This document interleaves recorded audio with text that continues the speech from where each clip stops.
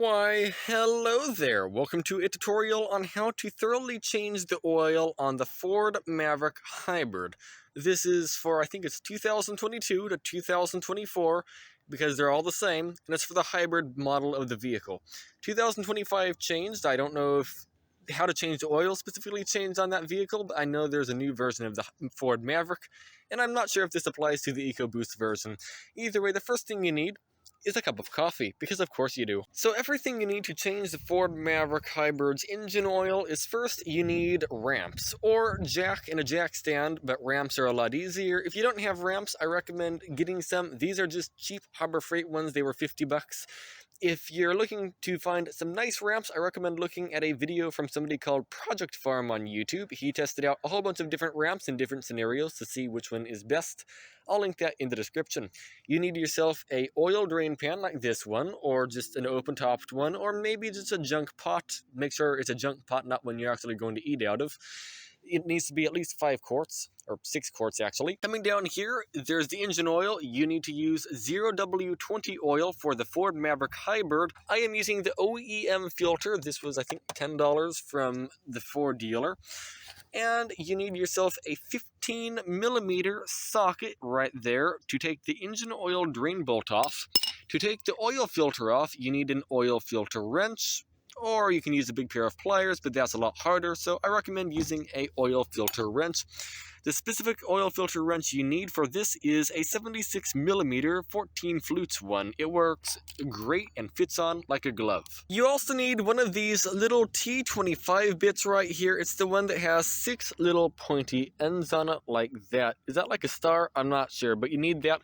And preferably a drill, or you just use a regular screwdriver. That also works, but it has to have the T25 end on it. You need paper towels because you're going to make a mess. It's not, will I make a mess? No, it's for a fact you're going to make a mess.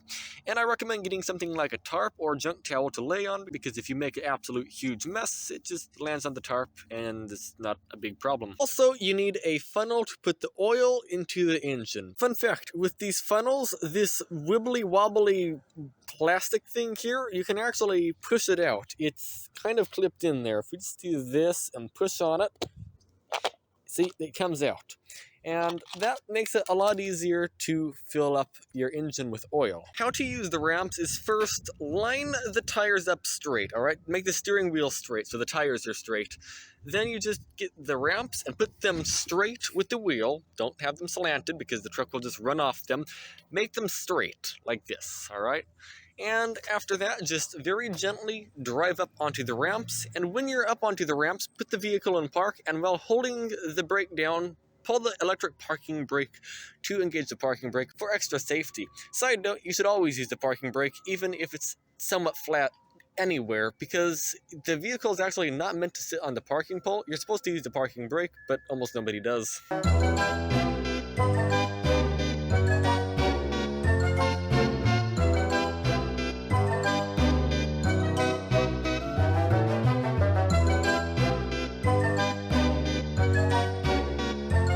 Once the vehicle is up on jacks, it's not a bad idea to push on the vehicle to make sure it doesn't fall over off the jacks, or make sure it doesn't feel like it wants to fall over. Another thing to do is make sure your window's down, just in case, because when working on a car, you might go in and out of the car quite a bit, and you might actually lock your keys in the car. Just keep the window down. It makes things a lot easier. So next thing you need to do is get a big tarp or a big towel, doesn't matter, and lay it down under the vehicle like so. And if it's windy, try to put, let's say, some of your tools on the tarp so it doesn't blow the tarp around. Plus, you'll need them down there anyway, so you might as well put them down there ahead of time. Either way, don't bother putting the oil pan down there first. The reason why is because we have to take off a humongous amount of screws. So do you see this humongous panel here? So this entire panel, which you barely can see, I don't have an ultra-wide lens on my phone, needs to be removed. The drain bolt, it's right here. So you can access the drain bolt, but it will cover this entire panel with oil and be dripping everywhere through here. And the oil filter, yeah, good luck. You can't fit it through this hole. It's somewhere up here. So we have to take the panel off. It's held on with a whole bunch of these little T25 bits. So I'll get these off, and I'll get back to you in a moment. Alright, so there are 15 screws, at least in mine, and now you can see it's held in right here just by a clip, and is also held in over on the front by a clip, and is also held in somewhere over here, yeah, right here as well by a little clip. And you just kind of have to bend this thing out of the way to get it out somehow. We have to bend this part here forward first, and then, yeah, you're gonna get dumped on when you do this by garbage. Alright, well now that you're down here, you can get a good look at the underside of your Ford Maverick. It looks like a Ford Maverick. So the 15mm socket goes here, and this is your oil filter right here. So now we need to go and get that oil pan. But while you're out here getting that oil pan under the vehicle, you should also open up the hood of the Ford Maverick. The reason why is to make the oil flow somewhat faster. You have to actually open up the dipstick tube, and that lets air into the engine and makes it drain just slightly faster. There's not really any reason not to do that. This is your dipstick tube right here, the yellow one. We'll just lift it out like that. Now this is the part where if you have long sleeves, you should take your long sleeves off because you'll make them extremely dirty. And if you have rubber gloves, you should wear them. I am allergic to rubber gloves, at least the latex ones, so I cannot wear them. So I'm skipping that step. Now, you want to line the oil drain plug up with the oil pan in the way of... Here's the oil drain plug. Directly down is the end of the pan. The reason why is when you take the oil drain plug out, it shoots that way, significantly. So you need to make sure it doesn't spray out the side.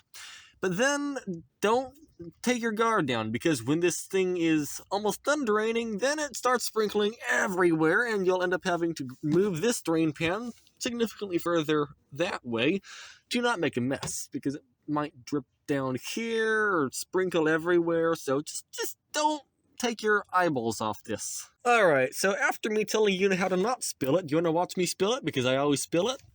Yes? Alright, so once this is all the way out almost, are you ready for me to completely fail taking this off and end up making a huge mess? Yes? Alright, so lift it upwards if you can. So, I'm scared. Wait, it's still threaded in there. Alright, there we go. Just like that. And we actually didn't even get it on our fingers. And see, that's why you need this pan all the way over here. Otherwise, it's going everywhere. You can see as the oil drains out, there's less pressure, so it's spraying out further. Before, it was all the way somewhere over there, now it's all the way over here. Yeah, it's almost to the point where most shops would just cap it up anyway, because it's just a waste of time almost for them to just wait for this thing to drip to a stop. So most would actually just block it up right around now, maybe slightly less. So while that finishes dripping for a moment, let's take a look at the drain bolt here. You want to make sure that the drain bolt is out of focus so you can't tell what I'm talking about. No, you want to make sure the drain bolt gasket, which is the blue thing in this case, is actually clean. In this case, it is clean. Some cars, like my Mitsubishi, it is metal. It's a metal crush washer, but this doesn't have that. It's a rubber one. But make sure it's clean, otherwise it will not go and seal very good, and you'll have a slow drip onto that big plastic cover that we took off. Now, when it comes to torquing down this drain bolt, it's supposed to be torqued down to around 20 to 25 foot-pounds, from my understanding. And I will not be using my torque wrench. Instead, I'll just be using the regular wrench because, yeah, my torque wrench is completely inaccurate for some reason. It's broken, so I'm just going to tighten it nice and snug, and it will be fine. Also, make sure to wipe away the excess drips because you don't want it to be leaking or dripping or anything. Just make it nice and clean down here. There we go. So now, this right here is the oil filter, and all you need to do to take it off is twist it to the left. And if somebody wasn't a gorilla who put it on, you should be able to take it off by hand. I put this on last, so you can probably unscrew it by hand. It is very slowly moving. It's taking a lot of effort, but it is actually coming off by hand slightly, and that's what you want out of an oil filter. There we go. You shouldn't have to use the tool to take it off every single time. And let's try to aim this filter up with the pan and not make a huge mess.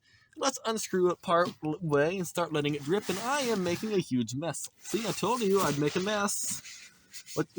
I ignored my thing I just said like 2 seconds ago on not make a mess. Yeah. That's how oil changes are. They're messy. It would be nice if we had a lift. That'd be a lot easier. It's not really leaking out all that much, so I think what I'll do is just unscrew it completely and just take it off. There's not much oil in here. The reason why is the engine didn't run when I started the vehicle to put it on the jacks. Yeah, and it hasn't ran, like this vehicle's been parked for a while. Holy mess. Holy mess. This vehicle has been parked for a while, and when I started it up, the battery wasn't low enough to turn on the engine, so that's not ideal. Ideally, you want the engine to have ran before you do this, but it is what it is. Alright, this is oil change of the day number 2, behind the scenes I guess, and I saw online you can use a large cup to take the oil filter off and you won't get yourself covered in oil. So I'm going to try to do precisely that. First I need to loosen it up a little bit more. If I can take the filter off and not make a humongous mess, that would be absolutely amazing. If it works, that is. I have very low hopes, but if I can still avoid making a humongous mess, that would be, like, glorious. It's like a big mess up here. Something is happening. Oh, did it work? Ah, it didn't fully work. Oh, actually it did. It's just I had my hand in the wrong spot at the wrong time. You know what? That is a win right there. That is indeed a win. Alright, and here is the oil filter. Some people say you should fill the oil filter up before you install it, and you don't want to actually fill it up through this hole right here. You want to fill it up through the holes on the sides. This is the output. The holes on the sides are actually what gets filtered, except there's a rather large risk of contamination doing that, and it's recommended by most to just not do that. So that's what I'm going to do. I'm not going to do that. Instead, I'm going to grab some dirty old oil, or new oil, it's up to you. It doesn't really matter. I use the old oil because it's right here and easy. And I just get it on my finger and lubricate this little gasket right here, just to make sure. I don't know exactly what that's for, but you're supposed to do that. I think that makes it so it's easier to take off. By the way, before you put the new oil filter on, make sure the gasket for the old oil filter didn't fall off the filter and is stuck onto the engine, because if you install the oil filter and double gasket it, that's going to leak very, very badly, so just don't do that. Make sure there's no gasket stuck up on the engine. See, in my case, there is no gasket up here, and also make sure this little area right here where the gasket will meet onto the engine is actually clean. Now, when putting the new filter on, again, make sure the gasket is in the new filter, and just go up here and screw the new filter on. And you want to turn this filter as tight as you can by hand. You don't want to use a tool for this. I'm not very strong, so sometimes I do use a tool to help me here, but today I feel somewhat strong. By the way, how this little oil filter wrench works, it just hooks onto here very snugly, and you can just unscrew it like a big socket. That's all this oil filter wrench does. It's actually quite handy. Or you can screw it on if you'd like. I'll do that momentarily as well. You aren't supposed to screw it on with the filter wrench, but I'm doing it. I'm lazy. I'm not putting it on that tight. Also, this right here is the engine oil filler hole, alright? And as you see, it says 0W20 on it. That means it takes 0W20. Make sure your funnel is clean, by the way, and insert it like this. Actually, take the dipstick out, it's in the way. But set the funnel into the hole like this, and then pour in 5 quarts and then check the oil. But you will need more than 5 quarts for this car. It's more like 5.7.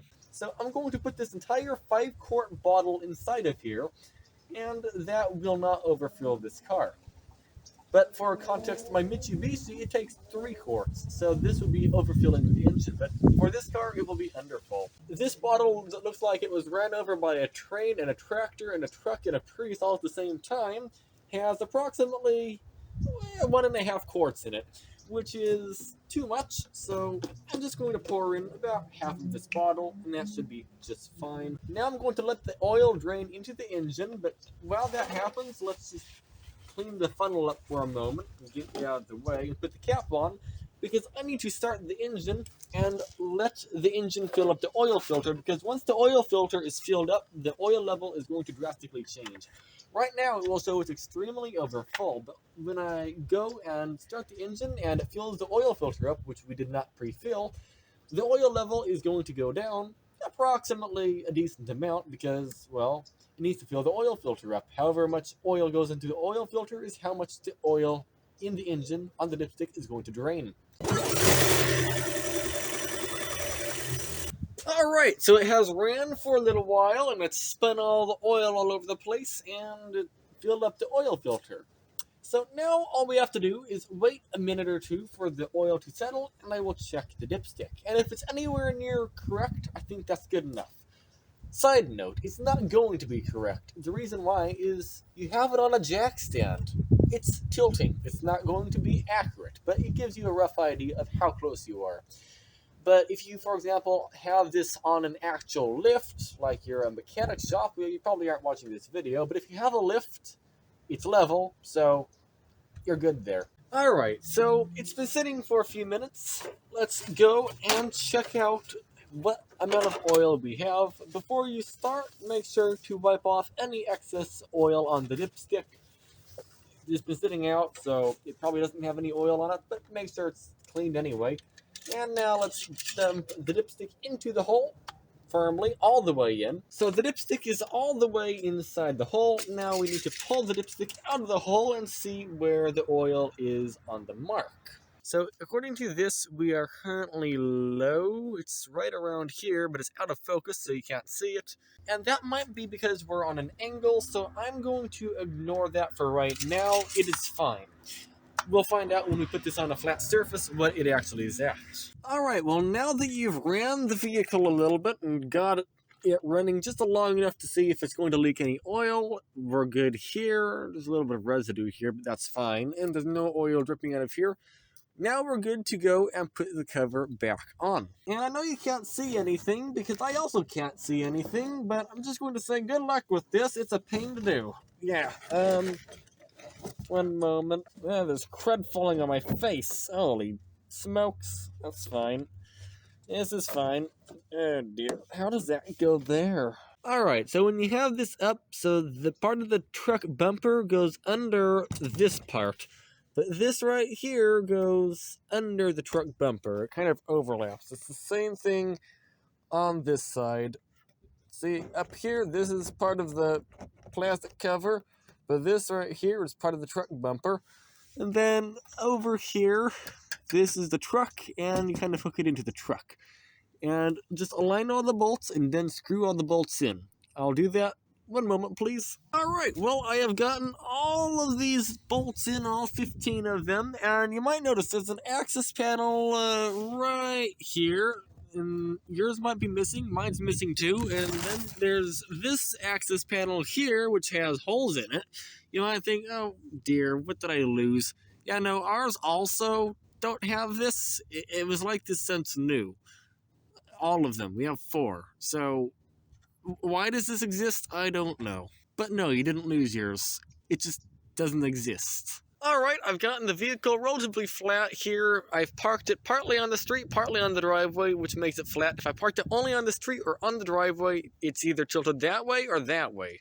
And if I park it in the middle of the street, well, then I'm in everybody's way. So this is the best method I found to not be in anyone's way if you're in a suburb trying to check your engine oil.